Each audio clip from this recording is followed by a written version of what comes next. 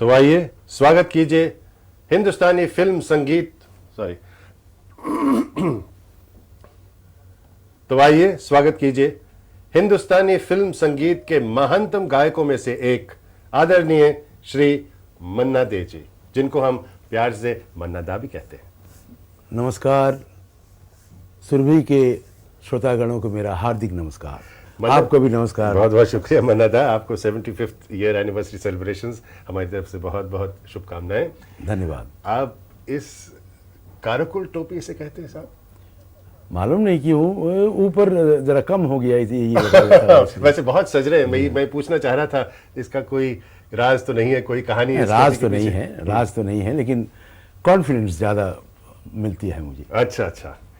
मन्ना दा, ये आपसे मैं पूछना चाहूंगा कि मैं ये नहीं कहूँगा आपके ज़माने में, क्योंकि आप आज भी बहुत गाते हैं और मुझे मालूम है कि आपका टूर शेड्यूल जो है मुझे भी एग्जॉस्ट कर लेगा।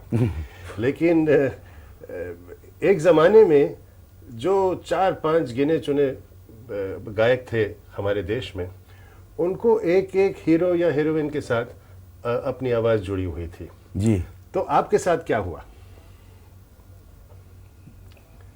मेरे साथ ऐसा हुआ कि ये हमारे जितने अच्छे गाने वाले थे, जैसे रफ़ी साहब और मुकेश साहब और किशोर साहब, तलत साहब, इन लोगों के हिस्से में जो कुछ गाने इन लोगों को मिलते थे, उसके बाद जो मिलना था मुझे मिलता था।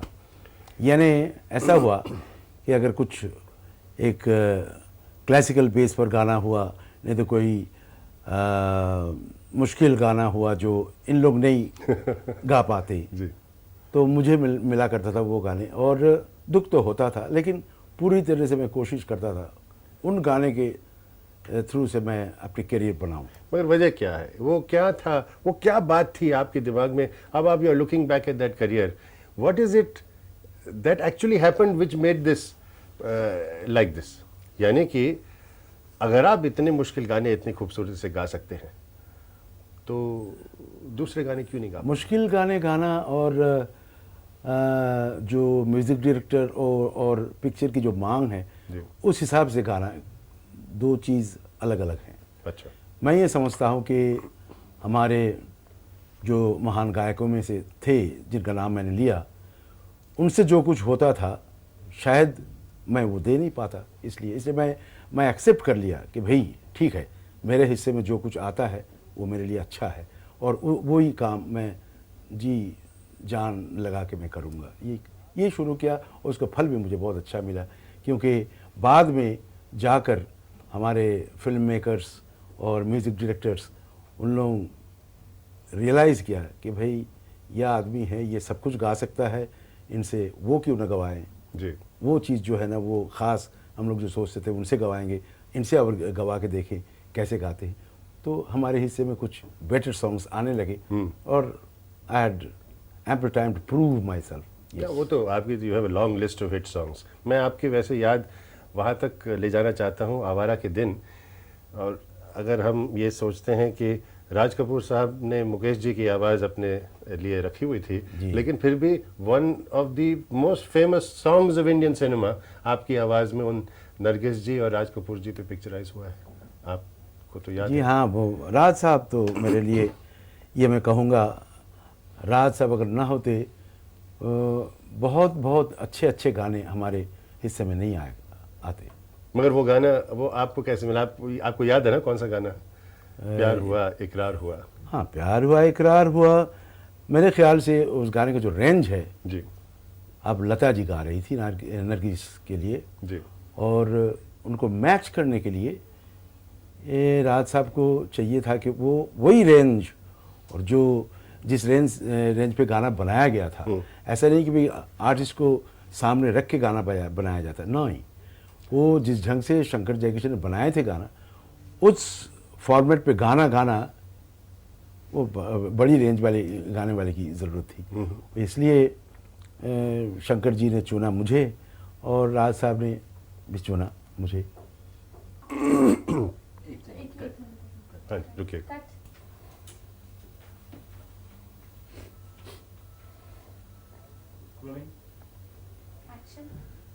तो आइए स्वागत कीजिए हिंदुस्तानी फिल्म संगीत के महानतम गायकों में से एक आदरणीय श्री मन्ना डे जी, जिन्हें हम प्यार से मन्ना दा भी कहते हैं। नमस्कार सिद्धार्थ जी, सुरभि के दर्शक गणों को मेरा हार्दिक नमस्कार। जी मन्ना दा, ये टोपी आपको बहुत जच रही है, इसके पीछे कोई कहानी या कोई राज? अपर स्टोरी थोड़ा ढीला हो गया है, इसलिए ये मैं इस्तेमाल करता हूँ और कॉन्फिडेंस मिलती है। कोई बात नहीं जी, ऐसी कोई देयर इज़ नो क्वेश्चन। आपकी अपर स्टोरी में से बहुत सारे यादें और बहुत सारे खूबसूरत गाने छुपे हैं जो आज हम दर्शकों को सामने मिलेंगे। तो पहले मैं ये आपसे पूछूंगा कि आपके हाइट ऑफ सिंगिंग के ज़माने में वो जो गिने चुने गायक जो हुआ करते थे, they were associated with one particular actor या actress.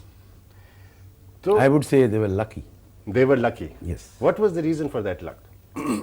Maybe the quality of the voices. I would say कि महान गायक तो थे ही, जी रफ़ी साहब, मुकेश, तलत साहब और किशोर कुमार, जी हेमंत कुमार, ये तो अपने अपने जगह पे बहुत बहुत ही अच्छे थे। जी और उनको चुना जाता था इसलिए कि टिपिकल जो गायकी चाहिए था और जो रस चाहिए था वो उन लोग दे सकते थे, इसलिए उनको फर्स्ट चांस तो उनको ही मिलता था। जी और बाकी गाने तो हर तरह के गाने बनते थे, फिल्मों में दिया जाता था।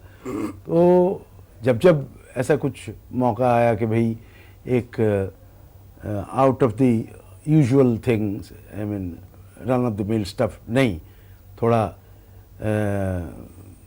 खूब यानी बहुत दिमाग लड़ा के कुछ बनाया Upper story यानी। यस और फिर म्यूजिक डायरेक्टर लोग के बोला कि भाई ये गाना चाहिए कुछ, मन्ना से हम लोग लेंगे ये। तब मैं भी कमर कस के एकदम आ जाता था और रिहर्सल वगैरह करके I to try my very best to give the very best, you know, that made my place in the in the midst of the greats of the yester years. Yes. लेकिन ये आप कहेंगे कि आपके साथ bad luck क्या हुआ? Bad luck मैं तो नहीं कहूँगा सिद्धार्थ जी, नहीं, बैड लक नहीं। अब गायकों में जितने महान रफ़ी साहब थे और हर तरह के गाने वो गा लेते थे, मैं ये समझता हूँ कि मैं अगर गाता तो कंपटीशन अगर हो जाता तो रफ़ी साहब बाजी मार के चले जाते। मैं ये मानता हूँ जी ज़रूर। इसलिए जो मेरे हिस्से में गाने मुझे मिले, अच्छे अच्छे गाने मिले और मुश्किल गाने मिले, और मैं पूरी तरह से कोशिश किया कि भाई दूसरों से हट के ज़रा गाने के लिए, ताकि मेरी जो जगह वो मुकम्मल रहे। लेकिन लोगों को कैसे पता चला कि मन्ना डे साहब जो है ये मुश्किल गाना बहुत बेहतरीन तरीके से गा सकते हैं? ये मुझे प्रूव करना पड़ा था। अच्छा। हाँ, मुझे बाकायदा प्रूव करना पड़ा और सब ने मान भी लिया था कि भैया ये ज़रा मुश्किल है, ये मन्ना ही गाएंगे, मन्ना से लिया जाए ये गाना। और आखिर the end result is to be whatever they wanted and that's why they chose me. But you think that वो पहला गाना आपने गाया, मेरे ख्याल से it was for an older person, और उससे फिर आप टाइप कास्ट हो गए? हाँ, ये एक दुर्भाग्य मेरा था, क्योंकि शुरू में मैं राम राज्य में जब गाया और मैंने गाया वाल्मीकि के लिए, अच्छा, तो और वो गाना हिट हो गया। मैं हिंदी में गाया, मराठी में गाया और लोग सुने भी, और गाने जब हिट हो गए वो म्यूज़िक डायरेक्टर लोग मुझ पर स्टैंप लगा दिए कि भाई ये इस ढंग के गाने हो तो मन्ना डे से गवाया जाए। तो मैं गाने लगा जितने, और जब जाकर स्क्रीन पे देखा कि भाई मैं प्लेबैक दिया करता था कोई बूढ़े के लिए, दुर्भाग्य था मेरा, और मैं मन ही मन में रोया करता था कि भाई I am young man and this is my fate. And many a time I was even wanting to go away from here to some far off places. But then the pluck in me, you know, I was not a person to leave things like that, you know. रियाज करता था, बाकायदा सीखता था अच्छे उस्तादों के पास, और 1950 में एक ऐसा मौका आया जब आप जो मेरे धर्मपत्नी हैं सुलोचना जी मेरे जीवन में आई हुई थी और उन्होंने कही कि भाई you have to prove something and with purpose any song that you sing you have to prove something. वो क्या था एक्चुअली? एक्चुअली प्रदीप जी ने लिखा था एक गाना, बर्मन साहब ने बनाए थे वो धुन, ऊपर गगन विशाल नीचे गहरा पाताल बीच में धरती वाह मेरे मालिक तूने किया कमाल। ये गाना जब मैं गाया तब सब ने यानी I did arrest their attention and they had to say बड़ा स्टेंटोरियन वॉइस है एंड बड़ा यानी फोर्सफुल सिंगिंग है ये, because I did remember my uncle K C Dey and remembering him I actually faced the microphone and sang that song, so it was sung actually in my uncle's style. वो आप हमें याद दिला सकेंगे उस गाने का? वो बहुत खास गाना है। सुबह सुबह अच्छा देखता हूँ।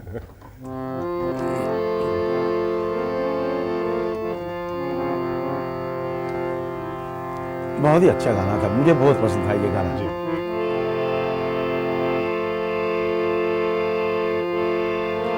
ऊपर गगन विशाल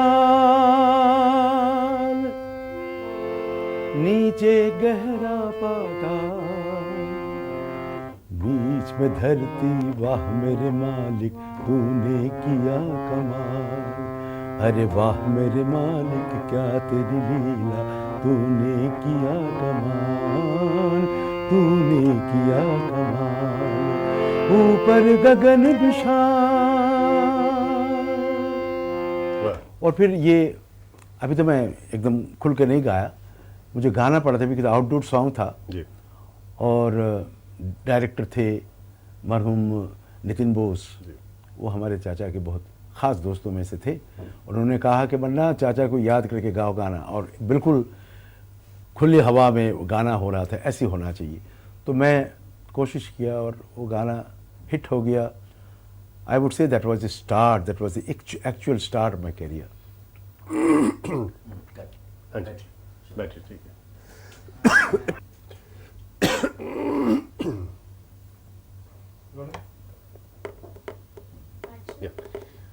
मनोज, आपने कहा कि आपने ये गाना अपने अंकल केसी दे जी के स्टाइल में गाया। जी हाँ। वो क्या स्टाइल था जिससे आपसे आप प्रभावित हुए थे? मेरे चाचा जी 13 साल की उम्र में अंधे हो गए थे। अच्छा। उसके बाद उन्होंने गाना बजाना शुरू किया और क्लासिकल सीखना शुरू किया और 18 साल जब उनका उम्र था तब उस उम्र में ही was a full fledged singer in Calcutta and his style of singing used to be कि स्टेज में जब चाचा जी काम करते थे, दोज डेज माइक्रोफोन्स तो उन लोग इस्तेमाल नहीं करते थे जी। लेकिन जब स्टेज में खड़े रह के गाते थे, स्टेज के आई मीन ऑडिटोरियम के लास्ट बेंच तक उनकी आवाज़ सुनाई देती थी। अच्छा, मतलब ये खुल के गाना खुल के गाना, जी हाँ। सो एंड साथ ही साथ यानी सॉफ्टवेयर पार्ट भी इस तरीके से गाते थे कि हम लोग ताजुब मुझे अचंभा होता था कि भाई एक अंधा आदमी विदाउट माइक्रोफोन उनकी आवाज़ को कैसे फेंकते हैं, वो लास्ट तक पहुंचता है। लास्ट तक आवाज़ जब पहुंचती है, ये ना हम लोग ताजुब करते थे कैसे होता है ये मेरे ख्याल से ये भगवान का आशीर्वाद था, आशीर्वाद था उन पर। लेकिन चाचा जी के गाने के जो मुझे सिखाया गया था, चाचा जी जिस ढंग से बोलते थे, जैसे कभी कभी नहीं गाने देते थे। अच्छा। चाचा जी क्यों? बोलते थे कि भाई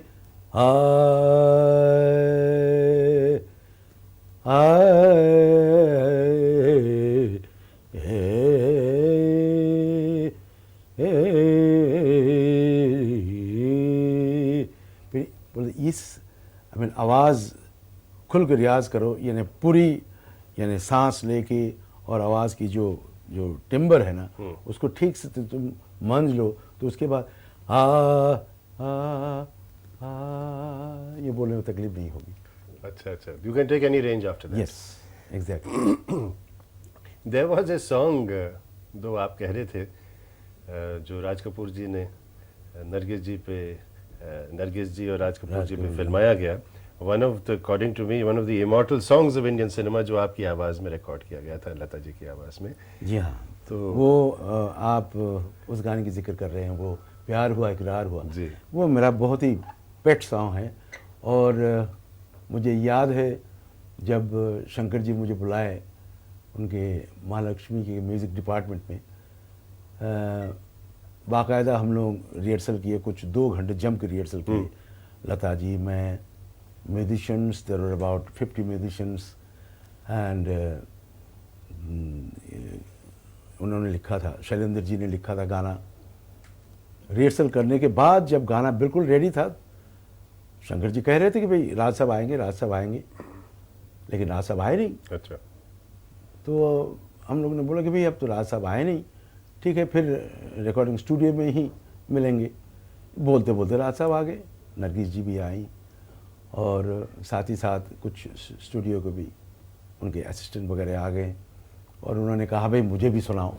राज साहब बड़े प्लेफुल थे, बिकॉज उनको कुछ काम करवाना था, तो बड़ा playfully he is to get it done, and is to be very fond of playing the ढोलक।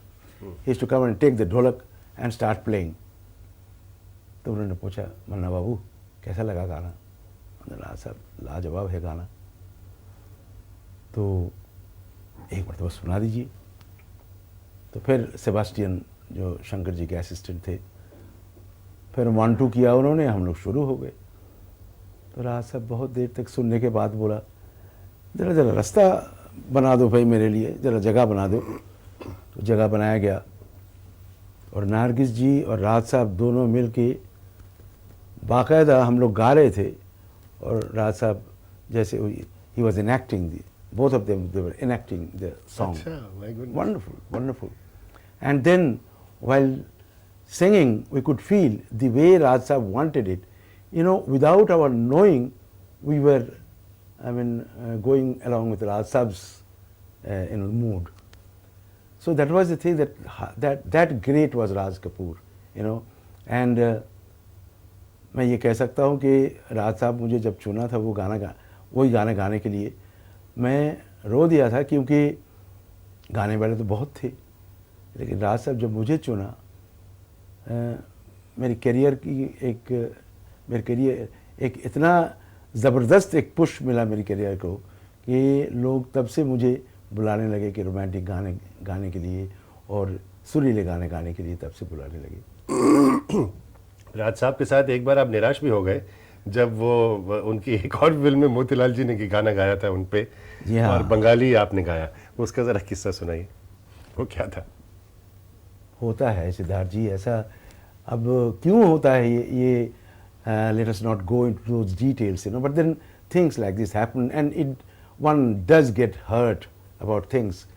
राज साहब जब बना रहे थे जागते रहो जी, डबल वर्जन में राज साहब बना रहे थे। The Bengali version was एक दिन रात्रे, one night, one particular night. That was the meaning of that.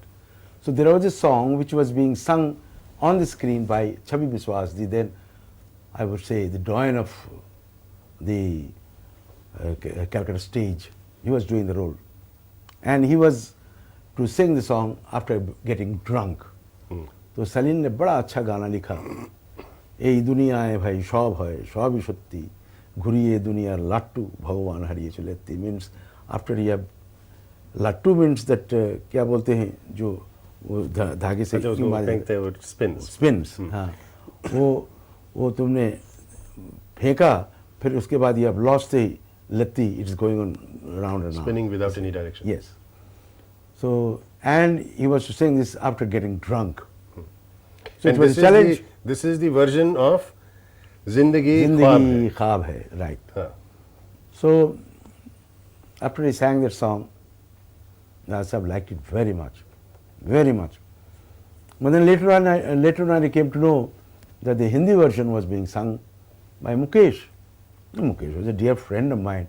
I didn't mind Mukesh's singing, but I did mind that for the same character, of course, the different persons were there, but for the same characterization, two artists in Bengali and Hindi, different people were working, and I was singing for the Bengali person, and the other thing which was being enacted by Motilal ji, Mukesh Singh, मुझे बहुत दुख हुआ and मैं सलील से कहा कि भाई कुछ भी करो, ये गाना तुम बंगला गाना मुकेश से ही गवा लो और ऐसा नहीं होना चाहिए। मैं तो अपना करियर शुरू किया था बम्बई में, ऐसा ना लगे कि भाई मन्ना डे सिर्फ बंगाली गाना गा सकता है, हिंदी गाना नहीं गा सकते, ये मुझे बिल्कुल, I was not going to accept it.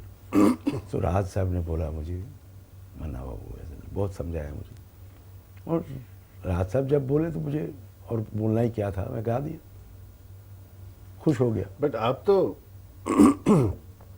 ये बात तो है कि बंगाली गानों में तो आप तो छाए हुए थे ना, तो इट वाज ऑलमोस्ट लॉजिकल कि बंगाली गाना तो आपको गाना ही है। नहीं सिद्धार्थ जी, उन दिनों में हेमंत कुमार का नाम बहुत था। अच्छा। बंगाल में हेमंत कुमार छाए हुए थे, यानी for any other artist to go and make some dent somewhere, it was rather impossible. तो ये जो this was a milestone in my career, this Bengali song Ek Din Ratre, and then there was another movie in which Uttam Kumar, the all-time great hero of Bengal, he was working, and हमेशा Hemant used to sing for him, his playback. There was a person called Saroj Babu. He was very fond of my voice, and उन्होंने कहा कि भाई हम तो उत्तम कुमार के playback मन्ना दा से लेंगे। तो उधर के जो क्या बोलते हैं आपको, जिन डिस्ट्रीब्यूटर लोग हैं, उन्होंने तो हो ही नहीं सकता है, क्या बात कर रहे हो, गाने भी पिक्चर चलती है भाई, वो नहीं, ऐसा नहीं, वो 2 गाने थे, वो उन्होंने लेने नहीं दिया। लेकिन सरोज बाबू ने कहा कि भाई ठीक है, आप लोग डिस्ट्रीब्यूटर हैं, आप पैसे देते हैं, ठीक है, वो गाने हम वही गाने रखेंगे, लेकिन उत्तम कुमार की ज़बान पे नहीं, दूसरे कुछ कैरेक्टर हम बना लेंगे, उनकी ज़बान पे रखेंगे। तो बाद में जाकर उत्तम कुमार ने ओके किया और फिर मैं गाना गाया।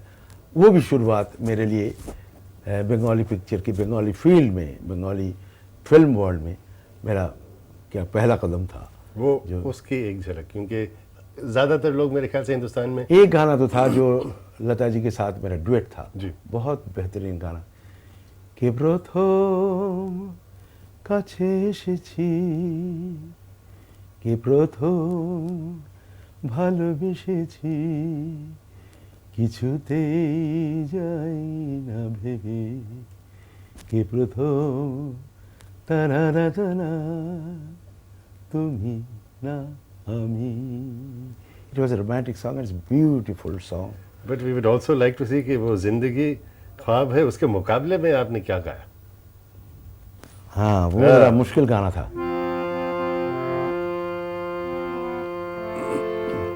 এই দুনিয়ায় ভাই সবই হয়, ভাই সবই হয়, সব সত্যি সব সত্যি, এই দুনিয়ায় ভাই সবই হয়, ভাই সবই হয়, সব সত্যি সব সত্যি, ঘুরিয়ে এই দুনিয়ার লাট্টু ভগবান হারিয়ে চলেছি, সব সত্যি এই দুনিয়ায় ভাই সবই হয়, ভাই সবই হয়, সব সত্যি সব সত্যি।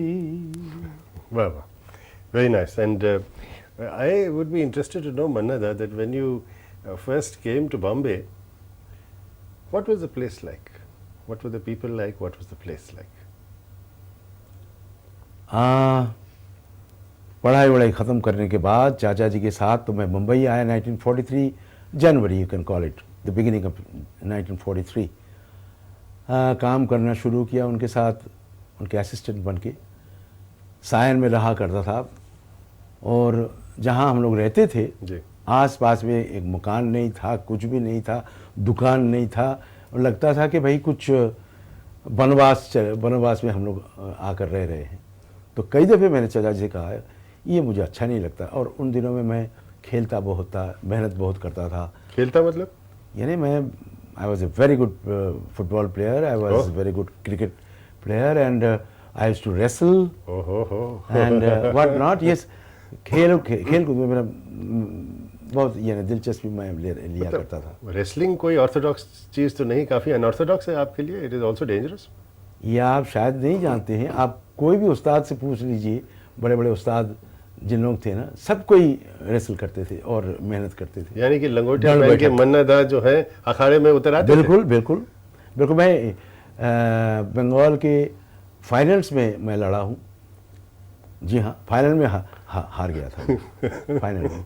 अच्छा, बट खैर तो संगीत के फाइनल्स में नहीं आप हारे, तो वो बहुत ज़्यादा महत्वपूर्ण है। अभी तो हूँ, यानी कोशिश करता हूँ अभी भी गाने के लिए। कुछ कहे हमने, मैं तो कोशिश करूँगा, गाऊंगा जितना हो सके मुझसे गाऊंगा। आप बताएंगे कि आपके जो पूरे जो इतनी लंबी हिट लिस्ट आपकी है गानों की, आपको सबसे बेहतरीन कौन सा गाना लगा है, अगर ये चुनना मुमकिन हो तो? चुनना मुश्किल है, मुश्किल तो है ही, टॉप 5 कर लेकिन ये मैं कहूँगा कुछ कुछ गाने जो मेरे लाइफ के माइलस्टोन्स हैं जी। जैसे कि शुरू में जब शंकर जी मुझे चुना, तू प्यार का सागर है, ये गाने के लिए अरे वाह, बहुत ही अच्छा लगा मुझे वो गाना। और सब ने कहा कि भाई हमारी इंडस्ट्री के एक बहुत बेहतरीन गाना ये है। फिर उसके बाद मदन जी ने मुझसे गवाया कौन आया मेरे मन के द्वारे। वो इस ढंग से गवाए, वो उसमें न मालूम वो आम जैसे रोमांटिक गाने होते थे ऐसा नहीं था। उसमें कुछ यानी गाना पड़ा मुझे। वो जो शुरू में ही जो मदन जी जो ये जो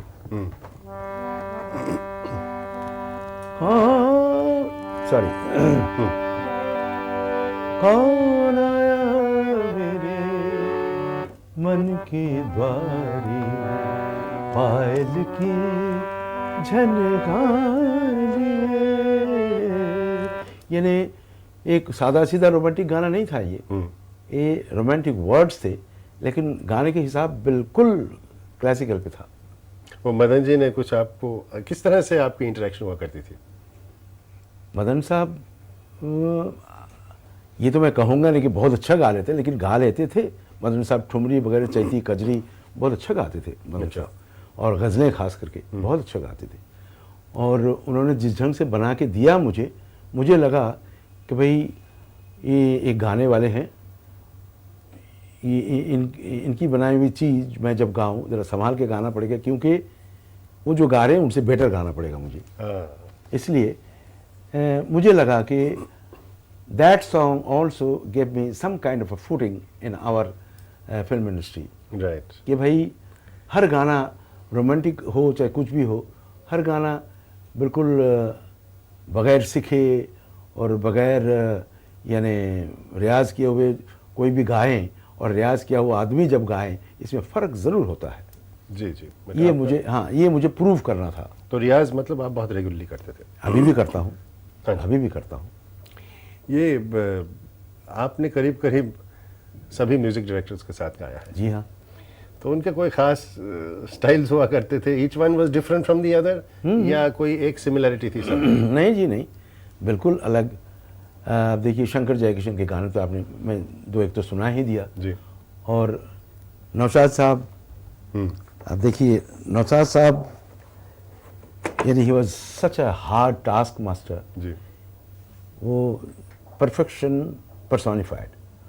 नौशाद साहब के गाने जब भी होता था, जब भी मुझे बुलाए, बहुत कम गाए मैंने उनके गाने, लेकिन जब भी बुलाए नौशाद साहब, वो 3, 4, 5 रिहर्सल और नोट टू नोट गाना चाहिए था, तब नौशाद साहब ये एक्सेप्ट करते थे। संगीत है शक्ति ईश्वर की, हर सुर में बसे हैं राम। हो रागी जो सुनाए राग मधुर, रोगी को मिले भगत के बस में है भगवान, भगत के बस में है भगवान, मांगो मिलेगा में दान, मांगो मिलेगा सबको दान, हो मांगो मिलेगा सब। यानी हर चीज़, हर कण, हर मुड़की, हर जो यानी खूबसूरती जो गाने में नौशाद साहब बनाए, वो उनको गिन गिन के लेना था और गाना बड़ा मुश्किल होता था उनका गाना। इवन रिकॉर्डिंग में इमेंस पेशेंस, वाह भाई वाह, क्या बजाया आपने, बहुत अच्छा, एक मरतबा और। अच्छा अच्छा। नौशाद साहब हमेशा कहते थे वाह वाह वाह वाह, अरे भाई क्या हरकत लिया उस आपने, बहुत अच्छा लगा, एक मरतबा और। शंकर जी ने बहुत आपको बिलीव किया है, आपके क्वालिटी और आपके Shankar ji I would say he was instrumental in giving me the required break in the line. Oh yes. Then उसके बाद अब देखिए ना, नौशाद साहब हो गया, फिर उसके बाद मदन मोहन साहब, मदन मोहन के गाने कौन आए मेरे के मन के, तुमने लास्टली मैंने गाया था हर तरफ अब यही अफसाने, हर तरफ अब यही अफसाने, हम तेरी आँखों के दीवाने, हम तेरी आँखों के दीवाने, हर तरफ अब यही अफसाने। इसको फिर सिखा लें थोड़ा सा ये। I would join you. I can't join you. I am feeling very frustrated. हर तरफ अब यही अफसाने हैं, हर तरफ अब यही अफसाने हैं, हम तेरी आँखों के दीवाने, हम तेरी आँखों के दीवाने, हर तरफ अब यही अफसाने, अरे वाह, हर तरफ अब यही अफसाने। वाह वाह, बहुत खूबसूरत, बहुत मदन जी ऐसे बनाते थे। मैं ये कहूँगा कि he was most modern, and उनके गाने में the modern and the old, he used to merge the both the things so beautifully. I used to love him. What about Burman Da or other people like him there? हाँ, बर्मन साहब, उनकी he used to give a lot of this thing, freedom to me. मन्ना गा, तू गा, ये गाना है तू गा। तो फिर रिश्तेदारी में भी थे आप? नहीं, बर्मन साहब तो मेरे चाचा के शागिर्द थे। शागिर्द थे। उनकी होल फैमिली मेरे चाचा के पास सीखते थे। अच्छा। और बर्मन साहब हमारे घर पे आया करते थे, और इतना तक कि मैं जब कॉलेज में पढ़ता था, बर्मन साहब के जो गाने के ढंग ना, उस ढंग से मैं कॉलेज में गाया करता था। वो चाचा जी बोला कि भाई ठीक है, सचिन के गाने तुम गाओ, लेकिन उनको इस ढंग से नकल मत करो, कि वो धीरे से जाना अभी वो जो नेजल साउंड वो तक वो मैंने उस ढंग से मैं गाया करता था। अच्छा। But that was not good thing, चाचा जी definitely stopped me from doing that. But the fact remains, I used to be a very, very big fan of Burman Sahab during my younger days. But then when I started singing for him here, he made me sing some of his most beautiful songs, and he used to do a lot of experiment with my voice. अच्छा, experiment. Experiment. वो बोलते थे कि भाई ये एक मजदूर का गाना है, तो मजदूर मालिक ने हाथ का है दो दो दिए, ये that rough thing you have to sing. And then again is to say ये बड़ा कोमल गाना है रे, तूने जो गाया था वो काबुली वाला में आया मेरे प्यारे वतन, उसी आवाज़ से तू गा ये गाना। और कैसे वो गाना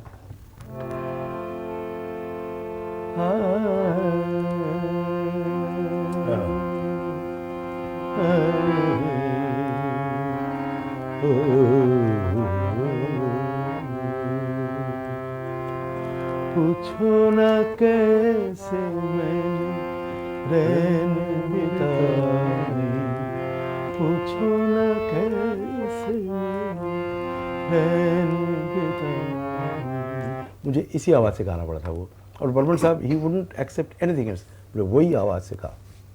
and then when I sang, oh my God, he shed tears. बोले yes, you have brought tears in my eyes. मैंने तो एक सिंगर गाने से तंग नहीं आता है, कितने गाने गाए। आना नहीं चाहिए, आना नहीं चाहिए। बोले singing, as far as I am concerned, you see, that is the only thing that has kept me alive. And in हंसी मजाक, मेरे bad moods, in my ecstatical moods, anything, for everything I am prepared to sing. You make me sing, I'll sing, and I'll depict the same mood you were asking for. No, but what does singing give you? I Apart think from the fame and all that and so on, what does it mean to you as an fame artist? to Siddharth ji, compared to other singers and all that, I have got a little of that, but I have got my share and I am very happy about it. But the whole thing is this, गाने वाले के लिए मैं ये कह सकता हूँ कि गाना, it should be his life. Whatever he wants to say, he should say it through his singing. Why need it speak? I can say whatever I want through singing. And that is how I have always endeavored to really live up to this belief of mine कि भाई गाना मैं जब गाऊं तो गाने के ज़रिए मैं जो बोलना चाहूँ वो उन लोगों को एक्सप्लेन ना करना पड़े, वो समझ लें ऐसे। जैसे कि प्राण साहब के लिए एक मैंने गाना गाया था, कल्याण जी आनंद जी ने मुझे गवाया था वो गाना। उन्होंने बोला कि भाई, मनोज कुमार जी ने कहा कि दादा आप गा रहे हैं प्राण साहब के लिए। बोले प्राण साहब, क्यों गाने में कुछ किसी मारामारी है कुछ चीज़? बोले नहीं जी नहीं, आप सुन के तो देखिए। देन कसमें वादे प्यार वफा जब कल्याण जी सुनाया मुझे, तो आई गॉट फ्लोर्ड। इतना ब्यूटीफुल बनाया था वो उन्होंने, एंड मुझे गाना पड़ा वो यानी वो सिचुएशन मेरे सामने रखकर, और मनोज कुमार सामने खड़े थे और जिस ढंग से मुझे गवाया उन्होंने, I can dare say is one of the songs I am very very proud of singing. I have sung, I am very proud of it. And आप तो जानती हैं कि the artists best this thing satisfaction and उनका सबसे ज़्यादा पाना ये होता है कि जब हमारे डायरेक्टर लोग, नहीं तो आर्टिस्ट जो चाहते हैं ये singing, I mean the artist to give the lips, वो जिस ढंग से चाहते हैं वो अगर मैं पूरा कर पाया तो बहुत सेटिस्फैक्शन होती है। मुझे लगा कि कुछ गाने में मैंने ये करने के लिए कोशिश किया, यानी चाहे वो सीरियस गाना हो, चाहे क्लासिकल बेस के हो, चाहे यानी जब मैं महमूद साहब के लिए गाया तो महमूद साहब ने बोला कि दादा ये महमूद के लिए आप गा रहे हैं, तो गाना एक मरतबा सुनने के बाद बोला गाना यही रहेगा, ये लगता है कि दिलीप कुमार गाएगा। उन्होंने नहीं, दिलीप कुमार कैसे गाएंगे? बोले नहीं, महमूद जब गाएगा ये मसाले वसाले डालिए, आपके पास जो है मसाले वसाले सब डालिए। तो फिर वो सर पे बैठ जाते हैं, छोड़ते नहीं हैं, मसाला डालना पड़ा, तब जाकर उन्होंने एक्सेप्ट किया। ऐसे कितने गाने में मैंने उनके साथ बैठ के काम किया, और जैसे उन्होंने कहा कि मसाला वसाला बहुत डालने के बाद तब जाकर गाना हिट होता था। बर्मन साहब का गाना जो था ना, वो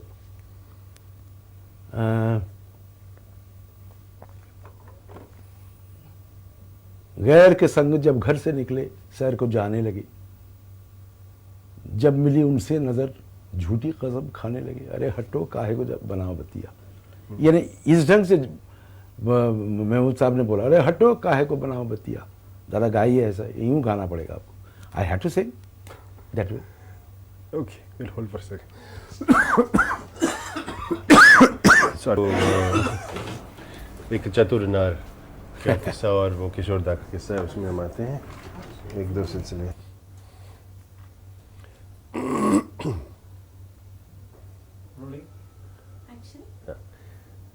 मन्ना था, ये महमूद साहब के लिए जो आपने कॉमेडी गाने गाए हैं, they must have required a lot of energy from your side, and when you go to sing it, I mean, do you have to sort of, how do you sing those? आपको गाते गाते you have to act out the whole thing to get the feeling? Acting तो महमूद साहब खुद ही कर लेते हैं। जब जब मैंने गाना गाने के लिए गया, महमूद साहब हमेशा सामने खड़े रहते थे। अच्छा। और बहुत इंटरेस्ट लेते थे। हाँ। महमूद साहब, ये मैं कहूँगा, बड़ा म्यूजिकल आदमी है और गाना बजना समझते हैं जी। और ऐसे नहीं कि जब से गाना बनना शुरू होता है तब से महमूद साहब उधर बैठते हैं। अच्छा। बैठते थे और गाने जैसे जैसे उनको चाहिए था वो सब म्यूजिक डायरेक्टर से बिल्कुल ले लेते थे। और उसके बाद आर्टिस्ट जब मुझे बुलाते थे तब, मन्ना दा ऐसी ऐसी बात है, यानी आपको ये गाना पड़ेगा, ये करना पड़ेगा, यानी आधा काम तो महमूद साहब खुद करते थे। ये बात सही है। He would act out the thing and oh sing. Yes, absolutely. For example, अब उन्होंने कहा एक मरतबा कि दादा एक ट्विस्ट गाना है, ट्विस्ट। ऐसे ट्विस्ट? आपने ट्विस्ट गाना किया उनके साथ? और फिर पंचम ने बोला, ये आर डी बर्मन ने बोला, हाँ दादा ये ट्विस्ट हम लोग भूत बांग्ला में दे रहे हैं तो आपको गाना पड़ेगा। हमने ट्विस्ट कहा, यानी एक तरह का नाच का फॉर्म? हाँ ट्विस्ट, जो ट्विस्ट ये जो होता है ना। हाँ। बोले ये मैंने बोला, पागल भाई मैं कैसे गाऊंगा ये ट्विस्ट? बोले ये पागल अगर नहीं मालूम, ये आप कोशिश कीजिए और गाना ही पड़ेगा आपको।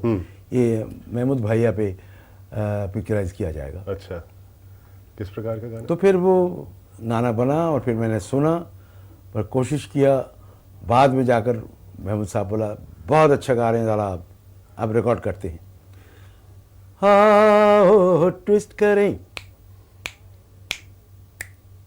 आओ ट्विस्ट करें, का उठा मौसम में, आओ ट्विस्ट करें, जिंदगी है यही, जिंदगी है यही, आओ ट्विस्ट। ये बहुत ही सुंदर बनाया था पंचम ने। और मैं ये कहूँगा कि महमूद साहब जिस ढंग से वो ट्विस्ट किया था उस पर, मेरा गाना तो बिल्कुल बहुत अच्छा फिट बैठा हुआ एकदम बिल्कुल। पर सबसे तो सर बहुत सारे गाने महमूद साहब के, वो ऐसे ही, वो एक मरतबा ये हमारे जो आनंद मिलिंद है ना जी, उनके पिताजी चित्रगुप्त जी हमारे दोस्त थे। उन्होंने एक मरतबा एक गाना बनाया, उनके लिए वही गाया था, जोड़ी हमारी जमेगा कैसे जानी जोड़ी, वो भी उन्हीं का बनाया हुआ था। और एक गाना बनाया उन्होंने कि प्रेम धवन ने लिखा वो गाना, रोटी सूख के बन गई लकड़ी और मैं सूख के कांटा, जब से तूने ए कर मारा एक चांटा। अच्छा। तो फिर इतना ब्यूटीफुल बनाया उन्होंने। मुश्किल था यानी क्लासिकल नोट्स पे बनाया उन्होंने। देखिए सुनाता हूँ।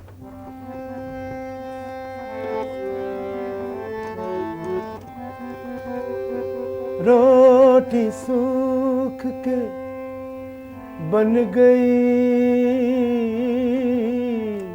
लकड़ी और मैं सूख के कांटा,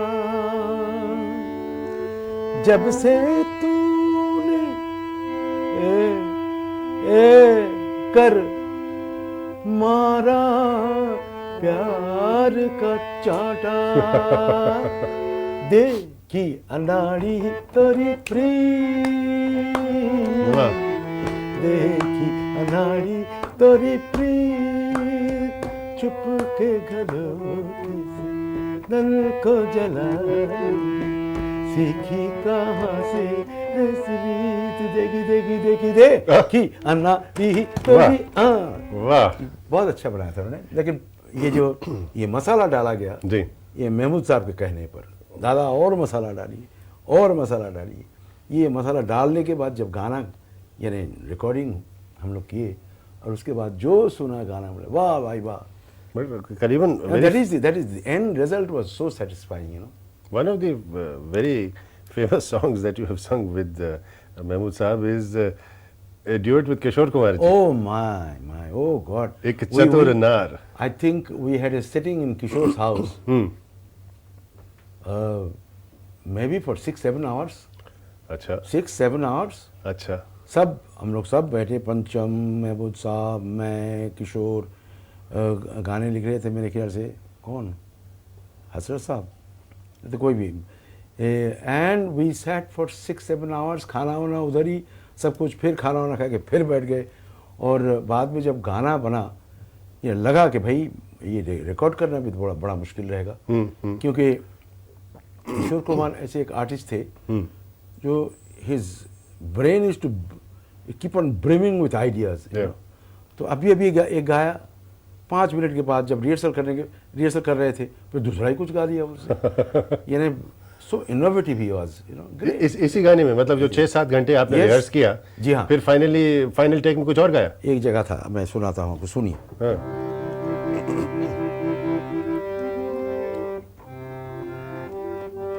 नाच न जाने आंगन टेढ़ा, तन तन दिन दे तन तन धान, नाच न जाने आंगन टेढ़ा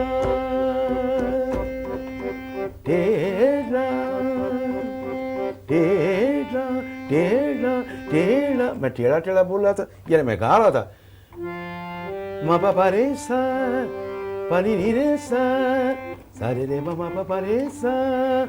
ये मैं सोचा कि मैं बहुत कुछ कर रहा हूँ। मैं गाने लगा, इधर टेढ़ा, मैं जैसे ख़त्म किया तो उधर से ए टेढ़े, किशोर शुरू हो गया।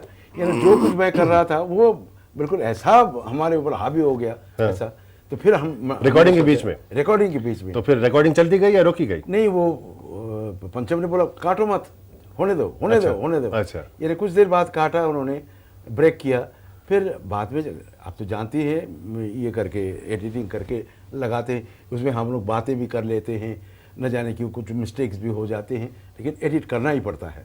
तो वो करने के बाद आप एंड रिजल्ट देखिए, क्या टेरिफिक। लेकिन किसी को भी मालूम नहीं पड़ा कि भाई इस गाने के यानी बनाने के पीछे कितनी मेहनत हम लोगों ने की है।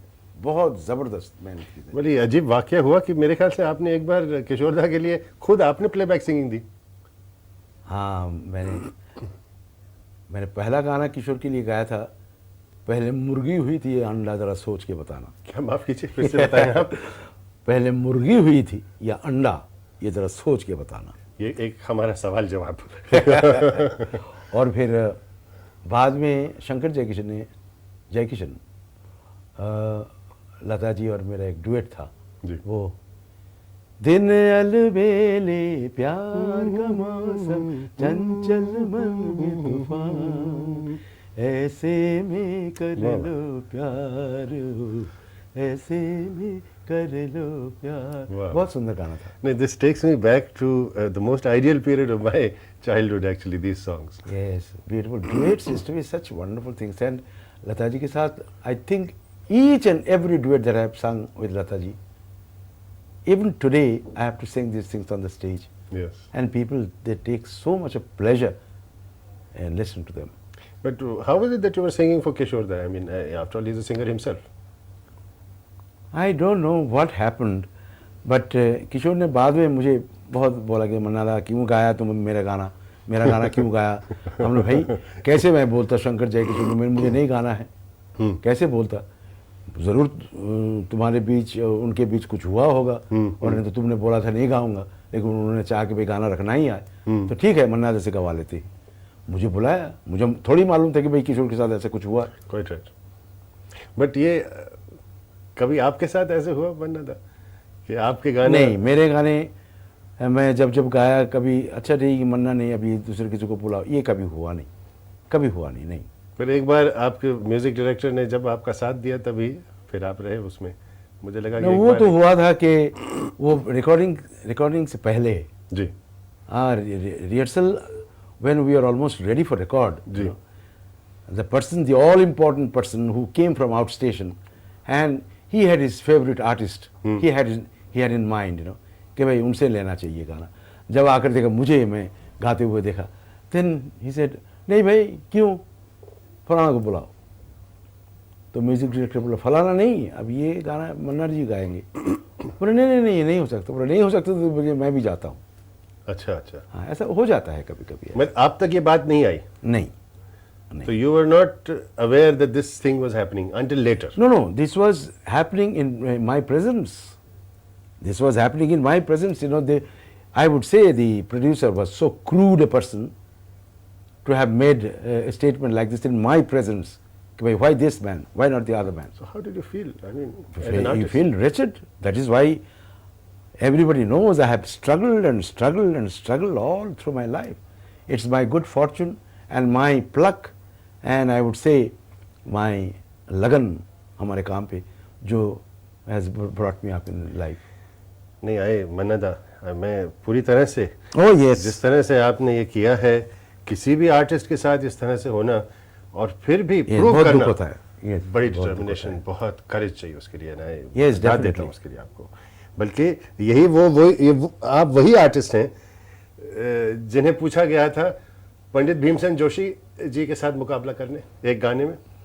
मुकाबला तो नहीं, अब क्या है सिद्धार्थ जी, भीमसेन जोशी अब इतना महान गायक हैं, क्लासिकल सिंगर, उनके बराबर में कौन गाएंगे. और मुझे बोला गया कि भाई आप तो हीरो के लिए गा रहे हैं, तो एक कंपटीशन है, वो आपके साथ जो गाएंगे ना उनको हराना है. बोला हरा देंगे भाई, उसमें क्या रखा है, कौन गाएगा. बोले भीमसेन जोशी. बोले ठहरो भाई, मैं ज़रा ये नहीं, मैं ज़रा घर जाता हूँ. हाँ, घर जाता हूँ. और मैं आकर मेरी बीवी से कहा मैंने कि भाई 15 दिन के लिए हम लोग गायब रहेंगे बम्बई से. किसी को मालूम नहीं होना चाहिए, शंकर जयकिशन को मालूम ही नहीं होना चाहिए ये मन्ना डे कहाँ गया, ताकि रिकॉर्डिंग आपके साथ ना हो सके. Yes. अच्छा. मेरी बीवी ने कही कि लानत है, आप ये क्या बात कर रहे हैं आप. अबे आप क्यों नहीं ये सोचते हैं कि भाई ये it's a made up thing, got up thing. आप हीरो के लिए गा रहे हो तो उनको तो हारना ही है. आप उन्होंने शायद शंकर जयकिशन खुद बोल देंगे भीमसेन जी से, पंडित जी ज़रा थोड़ा सा कम गाइए, थोड़ा सा कम जाइए, अभी हीरो को जिताना है, थोड़ा सा कम गाइए. अब कहाँ उनसे कम गवा जाए. जब गाने के लिए बैठते हैं जरा शेर जैसे लगते हैं. जी हाँ, बिल्कुल तो बिल्कुल. फिर हम लोग रिकॉर्डिंग भी किए. मगर आपने कुछ खास रियाज किया होगा फिर. हाँ, रियाज तो किया ही है, आवाज़ तो सुर में बोलना चाहिए भाई, ताकि ऐसा ना हो कि लगे कि भाई ये इसको गाना आता ही नहीं है, भाई भीमसेन जोशी के साथ बैठ के क्या खाक गाएगा वो. जी. तो उन्होंने कहा, भीमसेन जोशी साहब ने कहा, बहुत अच्छा बन्ना जी, आप रियाज कीजिए, आप बहुत अच्छा क्लासिकल गा सकते हैं. अरे वाह. वो हाँ, कौन सा मैंने गाना कहा, था मन्ना दा? केत की गुलाब जो ही चंपक बन फूले. बहुत अच्छा था वो. अच्छा. और वो गाना जिसके लिए प्रोड्यूसर ने कहा कि नहीं मुझे दूसरा चाहिए, वो क्या गाना था? ओह, मैं कैसे बताऊँ वो गाना. वो that's one of my most favourite songs. अरे वाह. ये रात भीगी भीगी. ओह हो. कमाल है. यस. तो मतलब ये अगर ऐसे वो म्यूजिक डायरेक्टर Yes. अड़ नहीं जाते तो it's one of the most wonderful songs of Indian cinema. If Shankar ji hadn't taken that stand, you know, today even Surabhi के दर्शकों को उनके सामने मैं नहीं बैठता था. It's a fact. It's a fact. Shankar ji is, I mean, he has been my I would say the biggest well-wisher of my career. Wonderful he was. He used to think a world of my singing, you know. He used to tell me कि मन्ना जी एक गाना बनाया वो Russian style से गाना है. शंकर जी हमेशा बोला करते थे. अच्छा. रशियन स्टाइल वो कैसा. ये एक कहीं कहीं ट्विस्ट कहीं रशियन. यस. हाँ. बोले वो कैसे है शंकर जी. बोले वो इन्हें रशियन बोलने से लगता है कि सब मिलिट्री मामला है, ऐसा कुछ लगता था. मगर उनको तो शंकर जी शायद यही समझते थे. कैमरा का सिलसिला जो होता है रशियन थोड़ा सा टिल्ट करते हैं उसको. You know, but maybe Shankar ji used to think in terms of that, you know. So उन्होंने कहा कि भाई ए भाई जरा देख के चलो, आगे ही नहीं पीछे भी, दाएं ही नहीं बाएं भी, ऊपर ही नहीं नीचे भी, ए भाई. ये जो he made me sing that. हालांकि मुकेश was singing for राज साहब. जी जी वही मैं कह रहा हूँ. मेरा नाम joker. Mukesh was singing, he had sung wonderful songs. जीना यहाँ मरना यहाँ, beautiful songs. But then when this Russian type came, you know, he said कि मन्ना जी ये challenge है, ये आपको गाना पड़ेगा, and it's the most important song of the movie, and it's the life's philosophy. And Raj Sahab actually acted in front of me. Actually, तू जहाँ आया है वो तेरा घर नहीं, गाँव नहीं, कुछ नहीं, रास्ता नहीं, बस्ती नहीं, everything. Raj Sahab he stood in front of me and he was acting like this, you know. So when I sang this song, I think Guddu क्या नाम राज साहब का लड़का, क्या नाम था, डब्बू। डब्बू ने पूछा, अंकल आप तो बहुत फॉर्म में हैं। बोले, क्यों? बोले ये तो मन्ना डे लगता नहीं है कि कुछ और ही लग रहा है, क्योंकि ए भाई ज़रा देख के चलो, ये जो है ना, because I was looking at Raj sahab and I was trying to put that act through my singing. यानी कि वो स्टूडियो के अंदर थे। जी हाँ, एब्सोल्युटली। आप यहाँ माइक्रोफोन आपके सामने है, राज जी वहाँ खड़े हुए हैं, Right. आप गा रहे हैं और वो कुछ एक्शन आपको देखते हुए कर रहे हैं। Absolutely, absolutely. आजकल के ज़माने में ऐसा कुछ होता नहीं है। ओह भाई, कहाँ होता है ऐसा। मैं कहूँगा दोज वर द डेज जहाँ यानी एक रिकॉर्डिंग, खास करके राज साहब से recording, it used to be an event of the industry. Yes. Tardeo में ये मीनू कतरक रिकॉर्डिस्ट होते थे, हुआ करते थे उन दिनों में। रिकॉर्डिस्ट मीनू कतरक, उनके assistants, musicians, the music directors, Raj sahab what you call unit members, and this Raj sahab के यूनिट मेंबर। जब भी राज साहब के गाने होते थे, उधर शम्मी साहब होते थे, क्या नाम हमारे ये शशि जी होते थे, नरगिस जी होती थी, एंड सब कोई होते थे। और बाहर भीड़ यानी 2-3 हज़ार लोग खड़े रहते थे। अच्छा अच्छा, वो and it is to be event right from morning till evening, and then खाना पीना सब करके कोई रात के 11-12 बजे हम लोग घर जाते थे। Wonderful days really. At age 75, Manna da, looking back and looking forward. Sorry, battery. Okay.